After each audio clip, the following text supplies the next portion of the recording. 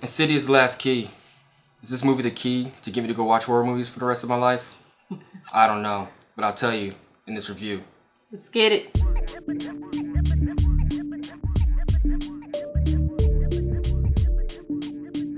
Hey, what's going on, guys? Welcome to another T.T.S review. I'm Mike Floyd. And I'm Shawny Floyd. And today we're reviewing Insidious The Last Key.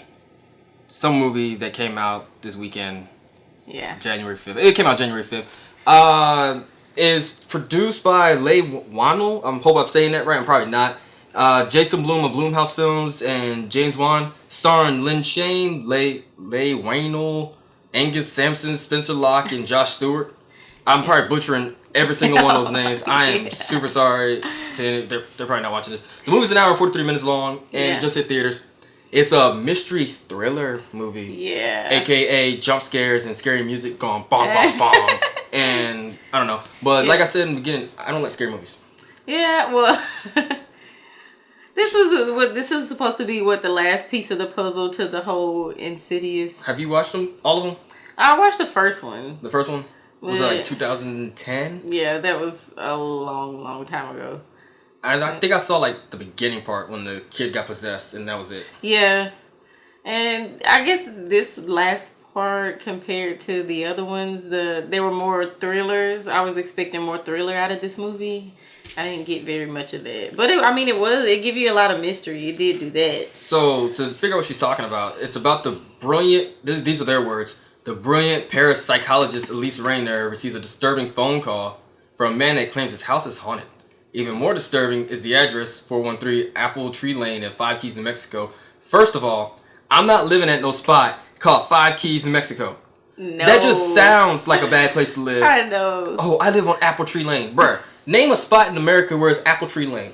Tell me, like, every time you watch a movie and there's some spot called, like, Apple Tree Lane, Orange Way. And it's like some retarded... Lemon Path. Crazy. I am not living in no Lemon Path, Apple Tree Way. Like, nah, bro, like, that ain't got to happen. But it's the home where she grew up as a child, and she's accompanied by her two investigative partners, and she has to travel there to confront and destroy her greatest fear, the demon that she accidentally set free years earlier. This movie was shot pretty good to me. I mean, yeah, it did a flashback showing when the old girl was a child and showing when she actually accidentally released the spirit. But to me, the spirit was there the whole time. Like, yeah, like he was rolling around. I mean, somehow he managed to get into their room to get her downstairs to get her to open up the door. Well, I mean, the house was, I guess, always haunted. She said she could always see spirits and stuff in the house. So, and essentially, the whole movie is about locking doors. And I know, growing up, I always heard no locked doors. Well, I'm locking every door that I see every day. Doesn't matter, car door, the grocery store door. I don't care. I'm locking all doors. But she pretty much opened up a door, let this abomination now. The dude looked crazy. He looked like one of those guys from like an ICP concert. Like with the stringy hair, like just the jacked up face. But yeah. Essentially, like we said, she gets the call from this dude that's staying in her old house, and they got to go cleanse the spirit, which is essentially the whole movie. Yeah. We don't want to ruin it. But it did a good job of tying the whole, I guess, the whole plot of the movie in together. Question: as a scary movie, were you scared? No. Okay. Not at all. Now, were you kind of like jolted due to like the jump scares? Because like movies like this are gonna have jump scares. Yeah, in the very beginning, yes, I was. But as it kind of went along, it was like, some of it kind of got a little cheesy for me. But it was more of a mystery movie than a horror movie. Yeah, I'll give it that. It wasn't one of those like straight up. What's the other movie you forced me to watch? With the deaf man. Which one? The dude, the deaf man that was running around the house murking the kids. Oh, Don't Make a Sound? Yeah. Yeah. You forced me to watch that movie. So now that was the actual like horror, like scary. I didn't really get a whole lot of it out of it. Yeah, this was more like a mystery. Honestly, I could see this being like a Fox TV show, kind of the way it was. Like like a TV show kind of thing. Yeah, it could have been on like TV. Like an X-Files kind of episode. Yeah. That's how it wasn't over the top. Yeah. It was just like straight up, like it literally reminded me of an X-Files episode. Yeah. Something you'll see on Netflix. But honestly, I mean, when they were trying to do the scares and stuff like that, they did have their jump scares, Yeah. But Yeah, you're right. It did kind of wane off after a while. Yeah. Once you got past that initial, just that shock, it was just like, all right, cool, whatever. We know where this is going. Yeah. And you could kind of see when the person was going to pop up. You know.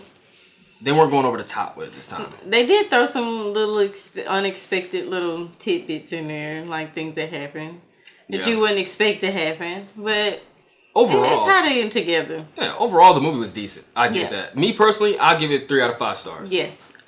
I wouldn't, like I said earlier, I'm not a horror movie fan or a mystery thriller fan, so I wouldn't even rent this. Me personally, I would recommend you see it in theaters because luckily for us, when we saw it, the people weren't loud in there. They were just kind of chilling. Yeah. No, it wasn't really like that loud munching popcorn kind of sound you always hear. So dudes were just chilling. So you could kind of tell like everybody's feeling the same kind of way. So it wasn't bad, but I would definitely rent it if you're into that kind of series. Like if you're into the Insidious movies, like the rest of them, you definitely got to see this one to see it tied on it because it ties all the movies in together. From what I understand. Yeah, I think this was a good way to end it. So 3 out of 5 stars? Yeah. I'll say 3 out of 5. Would you Netflix it or Redbox it? Doesn't matter because they're both garbage. Yeah. I wouldn't do either. So that's going to be it for this TTS review. You know, don't forget to like, subscribe, follow us. You can follow the flagship show, Turtle Show. That's where we actually talk about non-scary things. Well, actually, it is scary, showing what John Gruden's about to do with the Raiders. So that's our, our football show or whatever. You can follow me, Mike Floyd 11 on Instagram. And I'm Shawny Floyd Shawny. You don't even know your own Instagram handle? Like, dang, man. And I'm Shawny _ They're gonna be like, oh, some random Russian bot. But we're gonna try to do movie reviews every Friday and Saturday. I don't know, or whenever I just feel like doing them. So, till next time, guys. Peace.